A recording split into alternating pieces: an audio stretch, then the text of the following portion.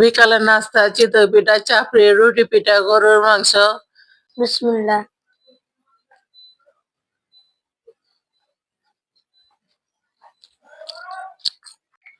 এখন আমি গরুর মাংস দিয়ে রুটি পিঠা খাওয়াবার জন্য এখন আটাটা লেড়ে নিচ্ছি।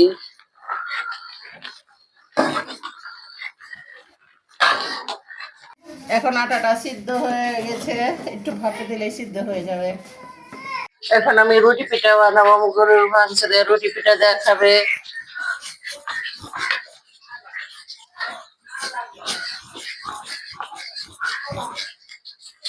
রুটি পিঠাটা বেলা হয়ে গেছে, এখন তুলে ফেলবো।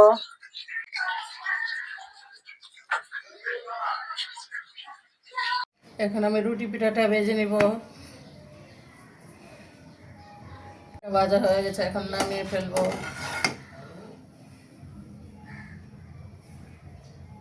রুটিটা ভেজে নিব।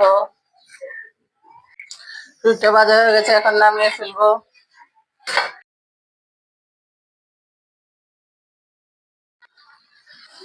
এখন মাংসটা চুলা দেয়, রুটি পিঠা দিয়ে গরুর মাংস দিয়ে খাওয়া হবে, তাই এখন পেঁয়াজ কুচি, মরিচ কুচি, আদা, হলুদ মরিচের গুঁড়ো, মাংসের মশলা সবকিছু লবণ দিয়ে দিলাম,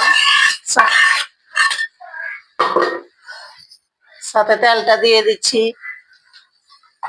আমি না ভদ্র বলতে পারি, না মফস্বল শহরের রংপুর, বগুড়া, চাঁপাইনবাবগঞ্জের কথা বলতে পারি, কোনোটাই তো বলতে পারি না, না শহর না গ্রাম।